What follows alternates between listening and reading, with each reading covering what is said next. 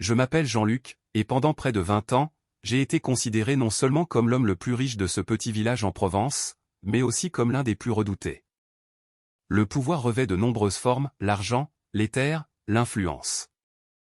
Mais la forme la plus dangereuse, la plus insidieuse, est celle que l'on s'invente soi-même, l'illusion d'être au-dessus de tous les autres.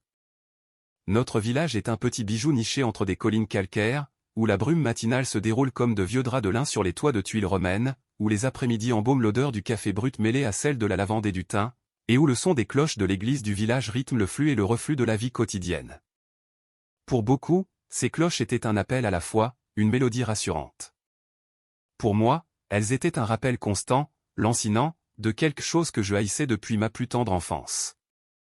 J'ai grandi en écoutant mon père, un homme dur et pétri de principes laïques, répéter que les images religieuses n'étaient que des pièges pour l'esprit, des superstitions dangereuses, des chaînes déguisées en dévotion.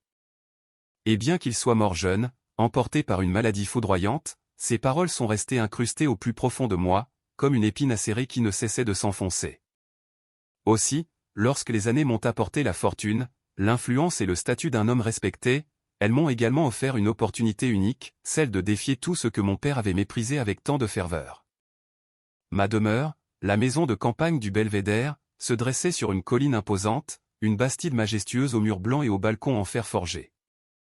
De là, je pouvais embrasser du regard tout le village, y compris la place du village où les catholiques avaient installé une ancienne statue de Notre-Dame des Douleurs, récemment et méticuleusement restaurée. Je me souviens du premier jour où je l'ai vue après sa restauration. La peinture ravivée brillait sous la lumière dorée de l'aube provençale. Les couleurs du manteau bleu semblaient respirer, vibrer d'une vie nouvelle, et son visage affichait une expression de douleur si sereine, si profonde, que pendant un instant, un seul et unique instant, j'ai ressenti quelque chose que je ne pouvais décrire. Une piqûre, un doute, une infime fissure dans la citadelle de mon mépris. Je l'ai rejeté immédiatement. Pure manipulation émotionnelle, ai-je marmonné avec dédain. À mes côtés se tenait Stéphane, mon contremaître, un homme fidèle, rustre, qui posait peu de questions. « Si vous le souhaitez, monsieur Jean-Luc, dit-il d'une voix basse, presque craintive, je peux demander qu'on l'enlève. Les gens vous écoutent, ici. » Je n'ai pas répondu sur le champ. Mais cette phrase, simple et servile, planta une graine venimeuse dans mon esprit. Cet après-midi-là, tandis que je buvais un grand café en terrasse, j'observais la place du village au loin. Des femmes déposaient des bouquets de fleurs sauvages, des vieillards s'agenouillaient avec un effort visible, des enfants touchaient la base de l'autel avec une curiosité innocente. Cet air de paix, cette dévotion tranquille et collective, éveillait en moi une gêne ancienne, une irritation que je ne savais nommer. C'est alors que j'ai entendu la voix douce de ma femme, Valérie. « Pourquoi la regardes-tu ainsi » demanda-t-elle. « Elle ne devrait pas être là, ai-je répondu sans détourner le regard. Elle ne fait de mal à personne, Jean-Luc. Le mal, c'est de croire qu'une figure de bois peut les aider. » Elle a soupiré. Avec les années, elle avait appris à ne pas discuter avec moi lorsque ma voix prenait ce ton sec et cassant. Mais cette nuit-là, avant de dormir, elle m'a dit une phrase que je n'oublierai jamais. Parfois, Jean-Luc, ce que nous haïssons chez les autres, c'est ce que nous ne savons pas affronter en nous-mêmes. Ces mots m'ont agacé, non pas pour ce qu'ils disaient, mais parce que je ne comprenais pas ce qu'elle voulait dire. Pas à ce moment-là. Les jours suivants, la place du village s'est remplie de dévots. La restauration avait ravivé quelque chose dans le village. De vieilles traditions, d'anciennes prières, de petites processions improvisées. Tout cela m'incommodait profondément. Jusqu'à ce que la rumeur qui allait allumer la mèche me parvienne. Un après-midi, un paysan m'a dit que la communauté prévoyait de laisser la statue sur la place de manière permanente, comme protectrice du village. Permanente. Fixe. Présente tous les jours. Quelque chose à l'intérieur de moi s'est contracté comme un poing. Je ne le permettrai pas, ai-je dit, ma voix tranchante comme une lame. C'était la première pierre de ma chute, et je ne savais pas encore que quelqu'un se souviendrait de ce moment précis, lorsque ma maison de campagne ne serait plus qu'un tas de cendres noires et fumantes. Il se souviendrait et comprendrait que tout avait commencé lorsque j'avais laissé mon orgueil parler plus fort que mon humanité.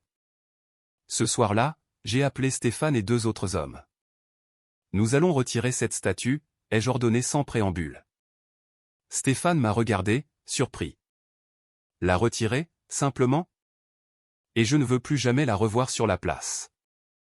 Jamais. Jamais. Un mot si petit et si destructeur. Tandis que nous descendions par le sentier vers le village, une prémonition sombre m'a traversé la poitrine. Un pressentiment étrange, comme si quelque chose ou quelqu'un m'observait à distance. Mais j'ai continué d'avancer. Je ne savais pas que je marchais droit vers un destin dont il n'y aurait plus de retour. Je ne savais pas que cette même statue, que j'étais sur le point de toucher de mes mains pleines d'arrogance, serait celle qui assisterait à ma ruine et à mon châtiment. Nous sommes descendus vers la place du village alors que le ciel commençait à peine à s'assombrir. Le chemin pavé craquait sous nos bottes et chaque pas semblait résonner plus fort que la normale, comme si le village lui-même écoutait notre avancée avec un pressentiment silencieux. Stéphane marchait à mes côtés, le visage grave, mâchonnant une nervosité qu'il n'osait pas montrer. Les deux autres hommes suivaient, portant des couvertures épaisses et des cordes. « Vous êtes sûr de vouloir faire ça ce soir, monsieur Jean-Luc » demanda l'un d'eux. C'était Léo, un jeune homme avec plus de peur que de conviction.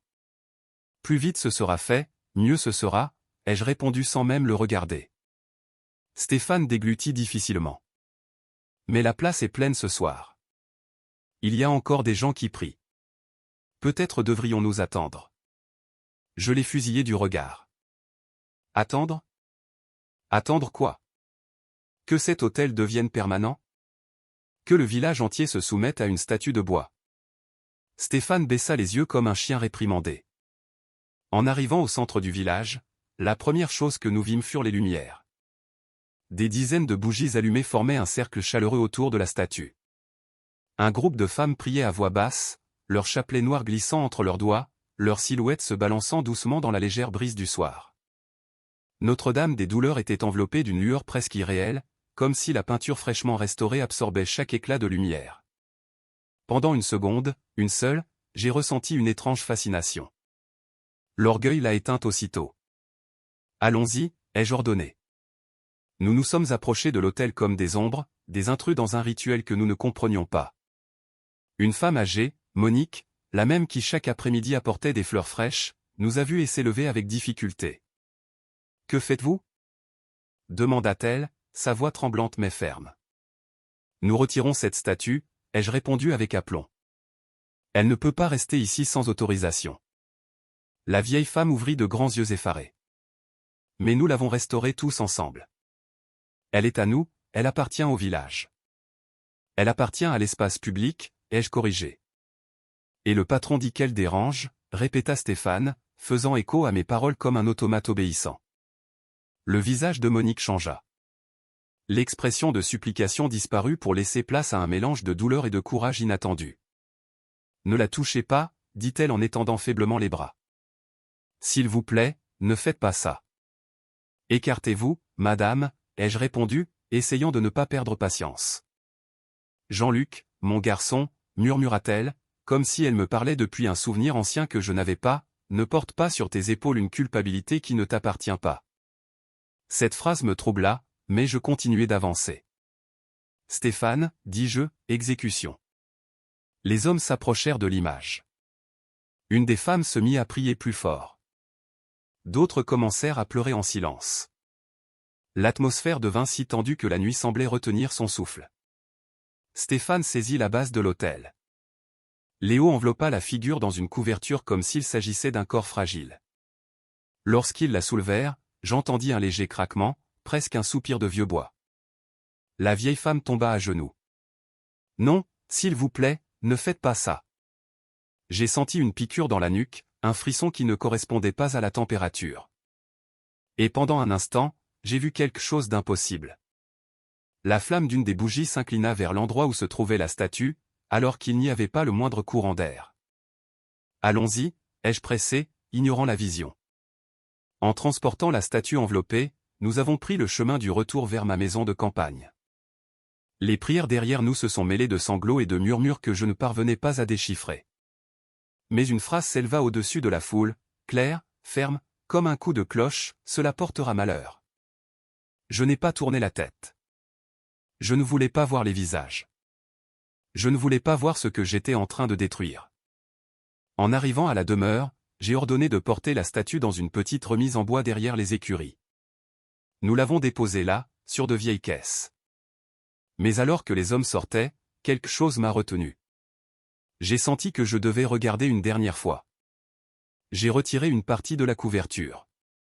La lumière de ma torche a éclairé le visage peint, et il s'est produit quelque chose qui m'a coupé le souffle. L'expression de la Vierge, bien qu'étant de la peinture, semblait différente. Moins sereine, plus sévère, comme si la tristesse du visage avait muté en désapprobation. Je me suis écarté brusquement. Ferme, ai-je ordonné. Stéphane obéit et nous nous sommes éloignés. Mais tandis que nous marchions vers la maison, j'ai entendu un son sec derrière la porte de la remise. Un coup, un seul. Vous avez entendu? Demanda Léo, les yeux grands ouverts. Le bois est vieux, ai-je menti. Mais au fond de moi, je savais que ce n'était pas ça. Valérie m'attendait à l'entrée de la maison. Son visage pâle disait tout ce que ses lèvres ne parvenaient pas à prononcer. Que as-tu fait, Jean-Luc? J'ai rétabli l'ordre, ai-je répondu. Rien de plus. Elle a secoué la tête lentement, comme quelqu'un qui observe un être cher marcher vers un précipice. Aujourd'hui, tu n'as rien rétabli, dit-elle d'une voix brisée. Aujourd'hui, tu as commencé quelque chose. Que insinues-tu? Que tu as réveillé quelque chose que tu ne comprends pas. Ces paroles m'ont irrité, mais elles m'ont aussi blessé. Car pour la première fois depuis que j'étais descendu sur la place, j'ai ressenti de la peur. Une peur petite, cachée, mais réelle. Cette nuit-là, je n'ai presque pas dormi. Chaque fois que je fermais les yeux, je voyais le visage de la statue dans l'ombre, avec cette expression qui semblait me poursuivre. Et au milieu de l'obscurité, j'ai eu la sensation, non la certitude, que la maison avait changé. L'air était plus tendu, le silence plus profond, les ombres plus longues, comme si une présence inconnue était entrée avec nous lorsque nous avions franchi la porte. 3 jours. Seulement 3 jours avant que tout ne brûle. Mais la première étincelle, la véritable, s'était allumée en mon fort intérieur bien avant que le feu ne touche mes murs. Et bien que je ne le sache pas encore, sur la place du village, mon âme et celle de ce village étaient sur le point d'affronter l'acte le plus brutal, le plus irréversible et le plus dévastateur que j'allais commettre, brûler l'image de la Vierge devant tout le monde. Je suis passé la matinée suivante dans une inquiétude que je ne savais expliquer. La maison de campagne, qui avait toujours été un symbole de force, semblait maintenant une grande cage faite d'ombres pesantes. Il n'y avait pas de vent, mais les rideaux bougeaient comme si quelqu'un les touchait. Il n'y avait personne dans le couloir, mais j'aurais juré avoir entendu des pas lents sur le plancher de bois. J'ai essayé de me convaincre que c'était juste la fatigue, mais Valérie ne m'a pas laissé me cacher derrière des excuses. La maison est différente, m'a-t-elle dit en préparant le café, le tintement de la cuillère contre la tasse trahissant sa nervosité. N'exagère pas, ai-je répondu. Je n'exagère pas, Jean-Luc. Depuis que tu as ramené cette image ici, je ne peux plus dormir. J'entends des bruits dans les écuries. Comme des coups, comme si quelque chose à l'intérieur voulait sortir. J'ai tenté de rire, mais mon rire sonna creux. Ce sont les animaux, Valérie. Elle a soutenu mon regard. Un regard qui connaissait mes mensonges mieux que moi. Non, a-t-elle murmuré. Ça ne vient pas des animaux. À midi, j'ai décidé d'aller au village. Peut-être avais-je besoin de voir de mes propres yeux que tout était rentré dans l'ordre, que la peur qui grandissait en moi n'était que pure imagination. Mais dès que j'ai franchi le portail principal, j'ai vu Stéphane et 2 autres paysans m'attendre avec des expressions tendues. « Patron, il y a des problèmes sur la place du village, » dit Stéphane. « Quelle sorte de problème? Les gens disent que vous avez volé la statue. » Je ne l'ai pas volée, ai-je répondu fermement, je l'ai seulement retirée. Pour eux, c'est la même chose. Je me suis dirigé vers le chemin sans dire un mot de plus. Stéphane marchait à côté de moi, agité comme un chien qui presse un tremblement de terre. Quand nous sommes arrivés sur la place, ce que j'ai vu m'a glacé de l'intérieur. Il y avait des dizaines de personnes rassemblées, des femmes en pleurs, des hommes discutant avec véhémence, des enfants agrippés aux jambes de leurs parents. Une colère contenue vibrait dans l'air. Et au centre de ce tumulte se tenait le père Antoine, avec sa soutane noire et son expression de profonde préoccupation. Les gens se sont tus quand ils m'ont vu arriver. Le silence fut si abrupt que j'entendais ma propre respiration. Le père Antoine a fait un pas vers moi. Jean-Luc, dit-il d'une voix grave, où est l'image? Dans ma propriété. Un murmure indigné a parcouru la foule. Tu dois la rendre, a insisté le prêtre. Je ne le ferai pas. Son visage, normalement serein, a pâli. Pourquoi? Pourquoi arracher aux gens ce qu'ils aiment? Parce que c'est de la superstition. Ai-je répondu en haussant la voix. Cette figure n'est rien. Elle n'a pas de pouvoir, pas de vie. C'est juste du bois peint. Mes paroles ont résonné comme un coup sec dans l'atmosphère chargée. Une femme a crié, vous n'avez pas le droit. Une autre, profanateur. Et puis une troisième, cela portera malheur à tous. Leurs cris se sont plantés en moi comme des aiguilles, mais je n'ai pas reculé. Je ne pouvais pas. Pas devant eux. Pas devant mon propre orgueil. Le père Antoine a pris une profonde inspiration. Jean-Luc, dit-il d'un ton presque paternel. Arrête ça. Rendre l'image serait un acte de paix. Je n'ai de leçon de paix à recevoir de personne, ai-je répondu avec froideur. Si le village veut croire aux superstitions, c'est son problème. Mais je ne permettrai pas que cette statue soit utilisée pour manipuler qui que ce soit. Les visages autour de moi ont changé. La tristesse s'est transformée en fureur. La douleur en quelque chose de plus sombre. Une voix s'est élevée de la foule, s'il ne rend pas la Vierge, alors qu'il la détruise. Qu'il prouve qu'il n'a pas peur. Un murmure a parcouru le groupe. Oui, qu'il la détruise. Qu'il la brûle s'il croit qu'elle n'a aucun pouvoir. Le père Antoine a levé les mains, horrifié. Non. Ce serait un blasphème. Mais les mots avaient déjà allumé une étincelle. Et au fond de ma poitrine, cette étincelle est devenue un feu. Cela n'arrivera pas, ai-je dit, bien que ma voix ait sonné plus indécise que je ne le voulais. Vous avez peur de quelque chose, monsieur Jean-Luc? A demandé un paysan avec une hostilité non dissimulée. Je n'ai peur de rien. À peine ai-je prononcé cette phrase que quelque chose s'est brisé dans la foule. Alors, brûlez-la. Prouvez que vous n'y croyez pas. Si ce n'est que du bois, il ne se passera rien. Le père Antoine m'a regardé droit dans les yeux, avec une douleur que je n'oublierai jamais. Ne fais pas ça, a-t-il murmuré. Il n'y a pas de retour en arrière si tu franchis ce pas. Je le savais. Chaque fibre de mon corps le savait. Mais la pression de la foule, les regards de défi, mon orgueil blessé et le sentiment de ne pas pouvoir montrer de faiblesse, tout s'est combiné en moi comme un venin. Très bien, ai-je dit finalement. Si c'est ce que vous voulez, je la brûlerai moi-même. La place entière a retenu son souffle. Valérie, qui était arrivée derrière moi sans que je m'en aperçoive, a porté ses 2 mains à sa bouche. Jean-Luc, non. Mais il était déjà trop tard. Le destin, comme une porte pesante, avait commencé à se refermer derrière moi. Stéphane m'a observé avec des yeux exorbités. Patron, vous êtes sûr? Je la brûlerai, ai-je répété. Aujourd'hui même. Et avec cette déclaration fatale, la place a explosé en cris, murmures, prières tremblantes. Peur, rage, tout était mêlé dans un chaos que j'avais moi-même provoqué. Sans le savoir, à cet instant précis, j'avais signé la sentence de ma demeure et de ma vie. Car ce que j'étais sur le point de faire devant tout un village ne serait pas seulement un acte d'arrogance, mais le rituel obscur qui allait déchaîner le malheur qui me poursuivrait pour le reste de mes jours. L'annonce que j'allais brûler la statue a couru dans le village comme un feu de garrigue. Le temps que je retourne à la maison de campagne, il y avait déjà des hommes qui chuchotaient sur les perrons, des femmes qui pleuraient dans les cours des masses, et plusieurs enfants qui couraient de maison en maison avec des yeux écarquillés, comme s'ils avaient entendu un présage funeste. Mais à l'intérieur de moi, ce qui brûlait n'était pas la certitude.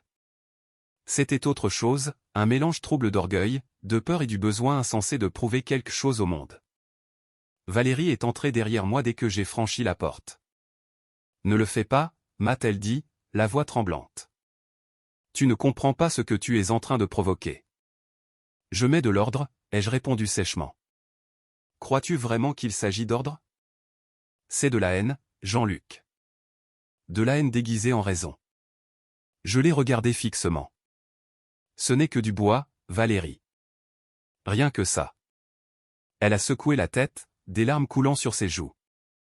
Non, Jean-Luc. Ce que tu vas brûler, ce n'est pas du bois. C'est la foi de tout un village. C'est la douleur des gens qui se réfugient en elle. Si tu la détruis, tu te détruiras toi-même. Ces mots ont fait écho dans ma poitrine, mais mon orgueil, ce monstre silencieux, a parlé pour moi. J'ai pris une décision. Valérie a reculé comme si je l'avais poussée. Alors, ce soir, a-t-elle murmuré, tu ne reviendras pas en étant le même homme. Je n'ai pas répondu. Parce qu'au fond, je savais qu'elle avait raison. Avant la tombée de la nuit, Stéphane est arrivé avec un petit groupe de travailleurs. Ils avaient tous des visages tendus, pâles, comme s'ils participaient à un crime qu'ils n'osaient pas nommer à voix haute. « Patron, dit Stéphane, le bûcher est prêt sur le parvis de l'église protestante. Comme vous l'avez ordonné. Bien. Mais les gens se rassemblent sur la place. Catholiques, protestants, tout le monde. Je ne sais pas si c'est une bonne idée. Je ne t'ai pas demandé ton avis, Stéphane. » Il a baissé la tête, mais avant de partir, il a murmuré quelque chose que j'ai à peine entendu, « J'espère que ça ne nous coûtera pas tout. » Cette phrase, que j'aurais ignorée en tout autre temps, s'est plantée dans ma nuque comme un pic de glace. Quand nous sommes arrivés sur le parvis, il y avait déjà plus d'une centaine de personnes. Le ciel sombre était illuminé par des torchers improvisés et les ombres se mouvaient au milieu de murmures agités. La statue était là, appuyée contre un muret, seulement partiellement enveloppée, comme si même la couverture craignait de la couvrir entièrement. Le père Antoine se tenait debout devant la foule, tel un berger essayant de contenir une tempête qu'il ne pouvait arrêter. Quand il m'a vu, son visage a perdu toute couleur. « Jean-Luc, pour la dernière fois, arrête ça, dit-il d'une voix tendue, presque suppliante. Il n'y a plus de marche arrière. Il y en a toujours une, a-t-il répliqué. Toujours. Jusqu'à ce que tu prennes le feu entre tes mains. Après ça, nous sommes esclaves de ce que nous déchaînons. Ne me fais pas de sermon. Ce soir, je vais démontrer que cette figure n'est rien. » Son regard s'est durci. « Alors, tu ne te bats pas contre du bois, a-t-il dit. Tu te bats contre ta propre obscurité. » Je n'ai pas répondu. Je ne voulais pas l'entendre. Je ne pouvais pas l'entendre. Stéphane et deux hommes ont approché la statue, l'ont placée devant la structure de bois qu'ils avaient érigée. Les flammes ne brûlaient pas encore, mais l'air autour semblait plus chaud, comme si le feu attendait patiemment son tour. La foule vibrait. « Ne le faites pas. C'est un sacrilège. Pensez-y, Jean-Luc, s'il vous plaît. » Les cris se mêlaient aux sanglots, aux prières hâtives, à des mots tremblants en français et en provençal, comme si chaque personne tentait de demander au ciel d'intervenir. J'ai pris une profonde inspiration et j'ai fait le pas décisif. J'ai pris une torche. La lumière orange a illuminé mon visage et, pour la première fois, j'ai vu ma propre ombre projetée sur le mur du temple. Elle était énorme, déformée, monstrueuse. Valérie a crié depuis l'arrière de la foule, « Jean-Luc, pour l'amour de Dieu, ne fais pas ça. » Mais mes mains ne m'appartenaient plus. Mon orgueil dirigeait mes bras comme s'ils étaient des marionnettes. Je me suis approché de l'image. Le visage de la Vierge était si proche que je pouvais voir chaque détail de la peinture, la fine fissure, l'éclat terne des yeux, le manteau restauré qui semblait bouger avec la légère brise. Pendant une seconde, mon cœur a vacillé. Juste du bois, me suis-je dit. Et alors, la torche a tremblé. Pas à cause de ma main, mais à cause du vent. Ou de quelque chose d'autre. Un murmure a parcouru la foule. Le feu de la torche s'est incliné vers la statue, comme s'il était attiré. J'ai entendu un léger sifflement de bois. Pas humain. Quelque chose de plus ancien. Et j'ai approché la torche de la base du bois. Une explosion de lumière orangée a illuminé le parvis. Les flammes ont commencé à se frayer un chemin entre les fibres, d'abord timides, puis voraces, comme si elles avaient faim. La foule a crié. Non. Sainte Mère. Que Dieu nous protège. Le visage peint de la Vierge s'est couvert de fumée.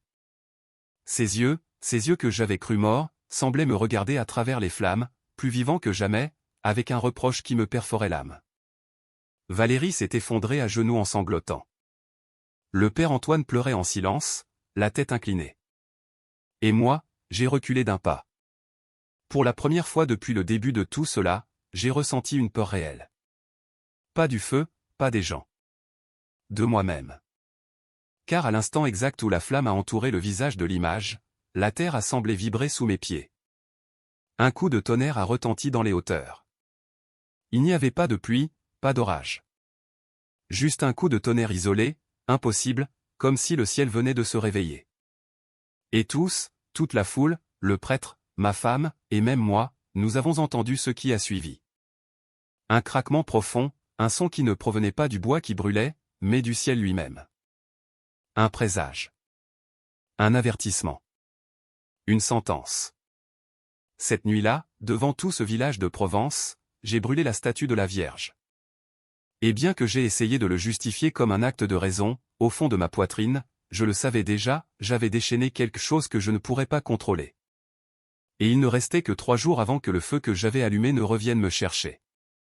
La nuit qui a suivi l'incinération de la statue fut la plus longue de ma vie. Le feu brûlait encore dans mes yeux, même après être rentré à la maison de campagne. Ce n'étaient pas les restes du bûcher qui me poursuivaient, mais l'expression du visage qui se consumait dans les flammes. Quelque chose dans ses yeux peints, que j'avais juré sans vie, était resté piégé dans ma mémoire comme une ombre ardente qui refusait de disparaître. Valérie ne m'a pas parlé. Elle n'a pas pleuré, n'a pas crié. Elle a simplement marché derrière moi, comme si elle suivait un condamné. Quand nous sommes entrés dans la maison, elle s'est arrêtée à la porte de la salle à manger. « Je ne peux pas dormir ici ce soir », a-t-elle dit d'une voix faible. « Valérie, s'il te plaît. »« Non, Jean-Luc.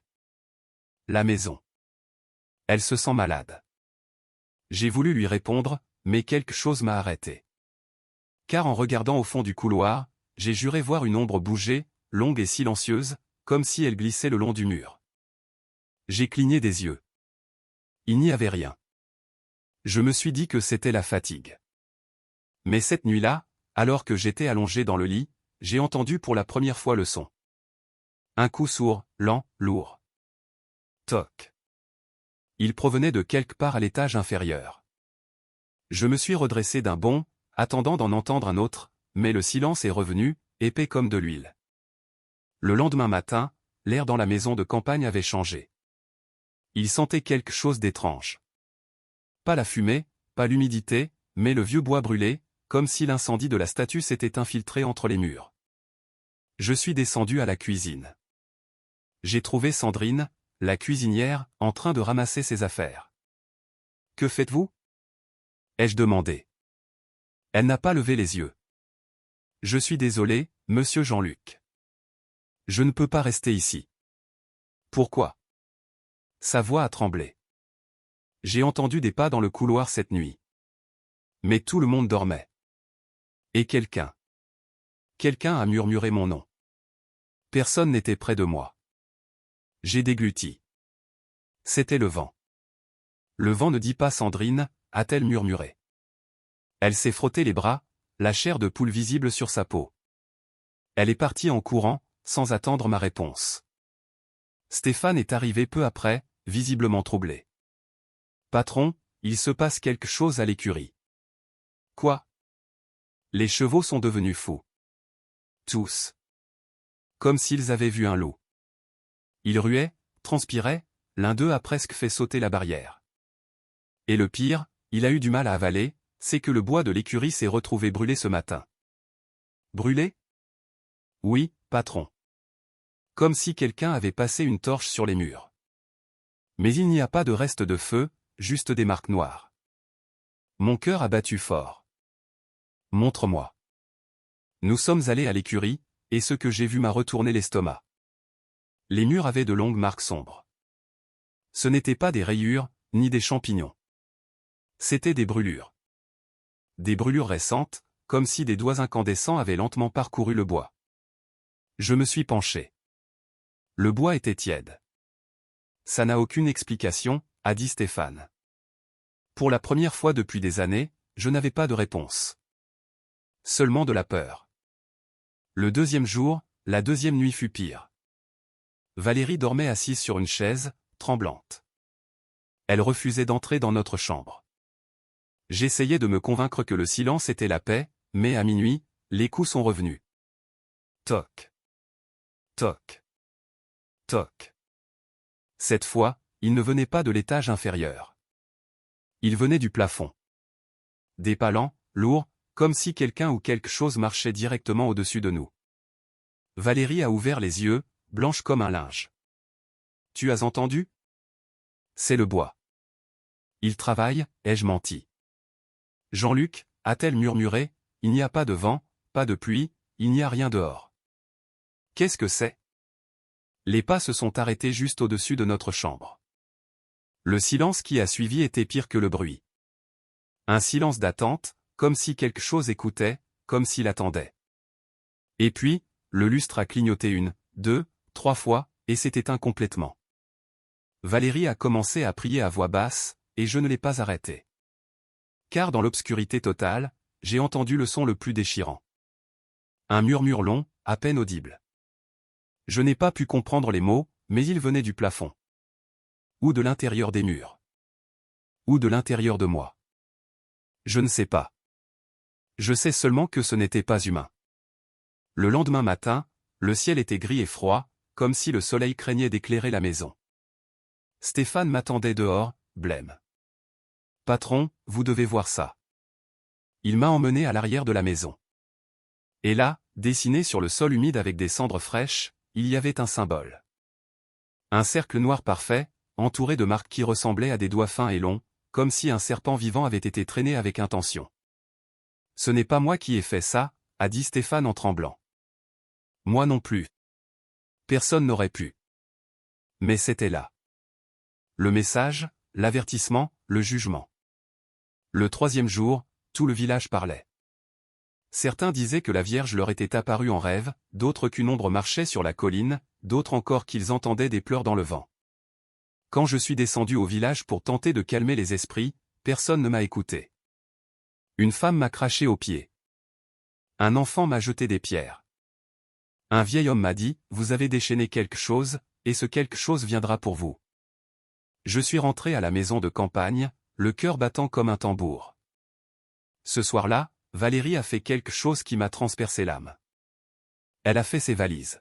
« Je ne peux pas rester, » a-t-elle dit. « Pas avec ce que tu as fait venir ici. »« Où vas-tu ? » ?»« Là où Dieu me protégera, » a-t-elle répondu sans me regarder. « Parce que cette maison n'est plus une maison. C'est une tombe qui attend de se refermer. Je l'ai vue partir, je l'ai vue s'éloigner sur le chemin de terre. J'ai voulu la retenir, mais mon orgueil m'a paralysé. Ce maudit orgueil, le même qui était en train de me creuser ma propre sépulture. Quand la nuit du 3e jour est tombée, la température a chuté d'un coup. Un vent glacial a frappé les fenêtres. Le lustre s'est mis à clignoter, et puis l'odeur est revenue. Mais cette fois, elle était plus forte. Pas de bois brûlé, mais de feu vif, d'incendie, de fumée naissante. L'air s'est rempli de chaleur, les ombres se sont agitées, et j'ai eu une certitude si claire que je peux encore la sentir aujourd'hui, il était venu pour moi. Les murs ont craqué. Une braise est tombée du plafond. Une deuxième, une troisième. Et le son que j'ai entendu, je m'en souviendrai jusqu'au dernier jour de ma vie. Un murmure derrière mon oreille, si proche que j'ai senti le souffle, « Regarde-moi brûler ce qui est à toi, comme tu as brûlé ce qui était à moi. » Et alors, la maison de campagne a explosé en flammes. Le feu n'a pas commencé comme une petite étincelle, pas comme ces flammes timides que l'on peut écraser du talon ou étouffer avec une couverture. Non, le feu était là, tout simplement, comme s'il avait attendu, accumulant son souffle pendant des jours, retenant sa fureur juste dans les poutres du toit, dans les vieux murs, dans tous les recoins où l'obscurité s'était cachée. Lorsque les premières langues de feu sont tombées, la maison entière a semblé se réveiller avec un gémissement profond, un gémissement qui m'a glacé l'âme. J'ai couru vers le couloir principal tandis que le plafond commençait à s'effondrer. Les fenêtres explosaient les unes après les autres, expulsant le feu vers l'extérieur, comme si la maison exhalait une haine accumulée. La fumée m'a frappé au visage. J'ai toussé, je me suis agenouillé, et je me suis relevé. J'ai crié le nom de Valérie par instinct, même si je savais qu'elle n'était plus là. Valérie. Valérie. Ma voix rebondissait contre les murs ardents. Le feu a rugi comme s'il se moquait de moi. L'obscurité que j'avais sentie pendant les derniers jours avait maintenant une forme, une couleur, une chaleur, et elle arrivait de tous les côtés, me poussant vers le centre de la maison comme si elle voulait que j'assiste à ma propre ruine depuis la meilleure place. J'ai couru vers les escaliers, mais une poutre est tombée juste devant moi, me bloquant le chemin. Le bois brûlait comme du charbon ardent. La fumée me brouillait la vue. Mes mains tremblaient, mes genoux aussi. Et au milieu de ce chaos, j'ai entendu quelque chose d'inattendu. Des pas. Des pas lents, lourds. Pas ceux d'un animal, pas ceux d'un humain qui court, mais des pas intentionnels, méthodiques, comme si quelqu'un marchait dans le seul but de s'approcher de moi. Je me suis retourné. Il n'y avait personne dans le couloir, seulement des ombres qui s'agitaient à la lumière du feu. Mais les pas continuaient. Toc. Toc. Toc. Chacun plus proche, chacun plus clair, chacun plus froid, bien que le feu m'enveloppât. Qui est là? Ai-je crié avec désespoir. Le feu a rugi plus fort. Et alors, je l'ai entendu. Un rire. Fin, presque féminin, presque un soupir, mais chargé d'un écho si ancien qu'il n'appartenait à aucun être vivant. J'ai senti un frisson me parcourir le dos malgré la chaleur infernale. Je me suis appuyé contre le mur pour ne pas tomber. Le feu montait par les escaliers, avalant le deuxième étage comme un monstre à la fin interminable. J'ai essayé de sortir par la porte principale, mais quand je suis arrivé, les flammes l'avaient déjà dévoré. Le bois brûlant est tombé devant moi comme un rideau de théâtre annonçant la fin de la pièce. J'ai reculé, haletant. Le plafond de la salle à manger s'est effondré avec un fracas qui a secoué la terre comme un coup de tonnerre. Les poutres sont tombées comme des épées enflammées.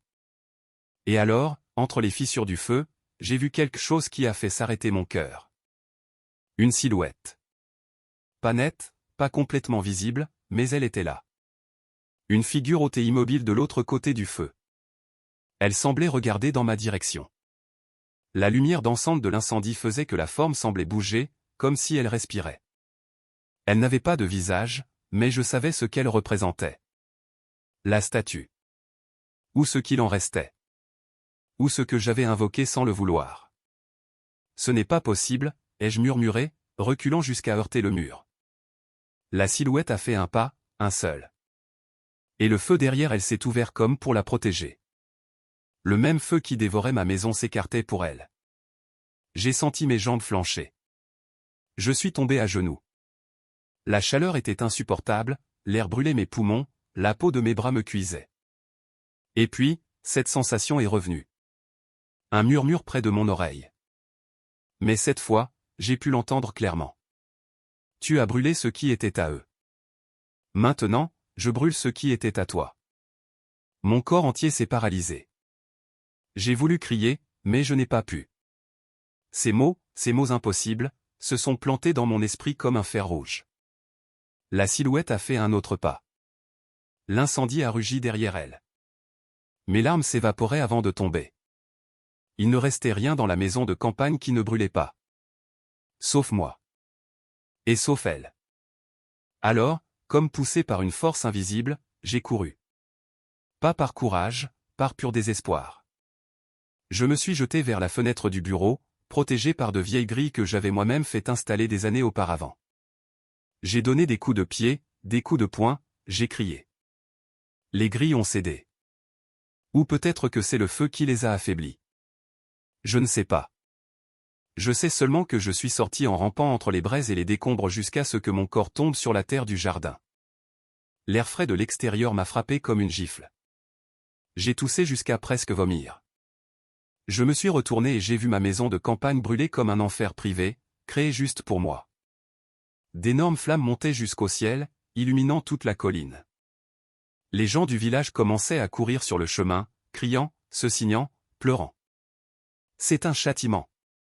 Mon Dieu, ayez pitié. Regardez. Regardez cette forme dans les flammes. Je ne voulais pas regarder, mais j'ai regardé. Encore une fois, au milieu du feu, entre les fenêtres en feu, une silhouette de femme. Immobile, intacte, enveloppée d'une lueur impossible. Le même contour, la même posture, le même manteau. La Vierge que j'avais brûlée 3 nuits plus tôt. Mais maintenant, ce n'était plus de la peinture, plus du bois. C'était autre chose. Quelque chose qui observait ma ruine sans bouger. quelque chose qui ne brûlait pas. La foule est tombée à genoux. Moi aussi. Pas par dévotion. Par peur, par culpabilité, par la certitude dévastatrice que tout ce que j'avais perdu, je l'avais perdu de ma propre main. Et tandis que la silhouette disparaissait dans les flammes, j'ai entendu le dernier craquement de la maison qui s'effondrait comme un géant mort. Mon monde brûlait jusqu'aux os, et moi, à genoux sur la terre, je ne pouvais que regarder ma vie se transformer en cendres, tout comme j'avais transformé en cendres ce que je n'aurais jamais dû toucher. L'incendie a mis des heures à s'éteindre, mais la nuit a mis des jours à se retirer de mon esprit. Le ciel était gris lorsque les dernières braises se sont éteintes, ne laissant que des colonnes de fumée tiède qui montaient vers les collines comme les soupirs d'un géant mort. La maison de campagne du Belvédère, mon orgueil de tant d'années, n'était plus qu'un squelette noir. Des murs abattus, des poutres tordues, des pierres fracturées. La fenêtre où Valérie prenait soin de ses plantes était devenue une arche brisée pointant vers le vide. Et moi, j'étais là, assis sur la terre humide, les mains couvertes de suie, ne sentant ni le froid ni le chaud, seulement le vide. Les voisins m'observaient de loin, certains avec peur, d'autres avec compassion, et quelques-uns, les plus blessés, avec la rage silencieuse de ceux qui voient la justice dans le malheur d'autrui. Personne ne s'approchait. Personne ne savait s'il le fallait. Jusqu'à ce que je le voie. Le père Antoine marchait lentement sur le sentier de pierre, sa soutane pleine de poussière et de cendres. Il portait quelque chose dans ses bras. Quand il s'est approché, j'ai eu du mal à respirer. C'était la statue. Pas tout à fait intacte. La restauration imparfaite avait été remplacée par du bois noirci, par de nouvelles fissures, par un éclat étrangement mat, mais elle était toujours entière. Vivante d'une manière que le feu n'avait pas réussi à dévorer. Le prêtre s'est arrêté devant moi. Il n'a rien dit au début, il a simplement posé la figure sur le sol, à 1 mètre de moi. Le silence pesait comme une pierre tombale. Finalement, il a parlé. Nous l'avons trouvé debout, Jean-Luc. Au milieu des ruines. Debout ? Ai-je demandé d'une voix brisée. Debout, a-t-il répondu, comme si le feu avait évité de la toucher. Ma mâchoire s'est mise à trembler. Qu'est-ce que ça signifie ? Le père Antoine s'est agenouillé en face de moi, un geste que je n'aurais jamais imaginé. Ça signifie, dit-il doucement, que ce n'était pas le bois que tu devais craindre. J'ai senti l'air me manquer. Père, je ne voulais pas. Oh, si, tu le voulais, m'a-t-il interrompu, sans dureté.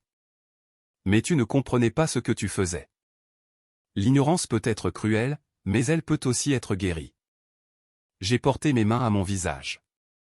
Et pour la première fois depuis que le feu avait commencé, j'ai pleuré comme un enfant vaincu. J'ai pleuré pour Valérie, pour mon orgueil, pour la douleur que j'avais semée dans tout le village, pour l'arrogance absurde qui m'avait conduit à défier quelque chose que je n'aurais jamais dû toucher. Le prêtre a attendu. Il ne m'a pas pressé, ne m'a pas jugé. Jean-Luc, a-t-il dit, parfois, Dieu laisse le feu détruire ce que l'orgueil construit, pour que quelque chose de nouveau puisse grandir. Pendant les jours suivants, la nouvelle a parcouru la région. De nombreux pèlerins sont venus voir les ruines, murmurer des prières, se signer avec crainte. D'autres gardaient leur distance, craignant que mon malheur ne soit contagieux. J'errais parmi les restes de ma maison comme une âme perdue. Parfois, je trouvais des objets calcinés, un cadre de photo, une tasse, un morceau de la chemise de Valérie qu'elle avait oublié avant de partir. Tout me parlait de voix muettes, me rappelant ce que j'avais été et ce que je ne serai plus jamais. Le père Antoine est revenu le 3e jour. La communauté veut construire un nouvel autel pour la Vierge, a-t-il dit. Pas pour célébrer ton malheur, mais pour refermer la blessure. Je l'ai regardé sans comprendre. Et qu'est-ce que cela a à voir avec moi ? Tout, a-t-il répondu. Ils veulent que tu sois celui qui pose la première pierre. J'ai senti un nœud dans ma gorge. Je ne peux pas. Après ce que j'ai fait, je ne le mérite pas. C'est précisément pour ça, a-t-il souri. Personne ne mérite le pardon. C'est pour ça qu'on l'appelle la grâce. Je suis resté silencieux. Le vent de l'après-midi soulevait des cendres autour de moi. De petits éclats noirs dansant dans l'air, comme le souvenir des flammes. La statue, appuyée contre un rocher, semblait m'observer en silence. Pas avec reproche, pas avec colère. Avec tristesse, et une certaine espérance. Le jour de la cérémonie, le village entier s'est réuni. Je me suis approché de la place avec des pas hésitants, comme un condamné marchant vers sa rédemption. Les gens ont ouvert un passage étroit pour me laisser passer. Il n'y a pas eu d'applaudissements, pas de cris. Juste le silence. Un silence plein d'histoire, un silence qui acceptait ma présence mais n'oubliait pas ce que j'avais fait. La pierre était là, froide, simple, attendant. Le prêtre a soulevé la statue, l'a placée sur une table couverte de fleurs blanches. « Jean-Luc, a-t-il dit, c'est ton tour. » Je ne pouvais pas bouger mes mains. « Je ne suis pas digne, ai-je murmuré. Le père Antoine a posé sa main sur mon épaule. Personne ne l'est. Mais nous pouvons tous changer. J'ai respiré profondément. J'ai pris la pierre, je l'ai tenue à deux mains, et je l'ai placée sur le sol, juste au centre de l'autel. La foule a poussé un soupir collectif, comme si un poids ancien, un poids que j'avais moi-même provoqué, tombait enfin dans la poussière. Quand tout a été terminé, je suis resté sur la place. Le prêtre est parti avec les gens. Le soleil descendait derrière les collines. Les ombres s'allongeaient comme des mains qui cherchent le repos. Je me suis approché de la statue. Le bois noir brillait sous la douce lumière. Les fissures ressemblaient à des cicatrices. Je suis désolé, ai-je murmuré. Et pendant un instant, un seul instant, le vent a fait bouger le manteau de tissu bleu qu'ils avaient placé autour de la figure restaurée, comme si quelqu'un m'avait entendu. Comme si quelqu'un m'avait pardonné. Aujourd'hui, je vis dans une petite maison humble au bord d'un vignoble. Mes mains travaillent la terre. Mes jours sont silencieux. Parfois, je monte sur la colline où se trouvait ma maison de campagne. Le terrain est vide, à l'exception d'un petit chêne qui commence à pousser entre les pierres brûlées. Le père Antoine dit que c'est un signe de renaissance. Je ne sais pas si je crois aux signes, mais chaque fois que je vois cet arbre, je pense à ce qu'il a dit une fois, parfois, Dieu laisse le feu détruire ce que l'orgueil construit, pour que quelque chose de vrai puisse naître. Et c'est là, entre les cendres et les souvenirs, entre les blessures et les nouveaux départs, que j'ai enfin appris la leçon que j'avais tenté de détruire par le feu, que le sacré n'est pas toujours dans les images. Parfois, il est dans ce que la douleur nous oblige à voir. Et cette vérité, celle qui est née du feu, sera celle qui m'accompagnera jusqu'à la fin de mes jours.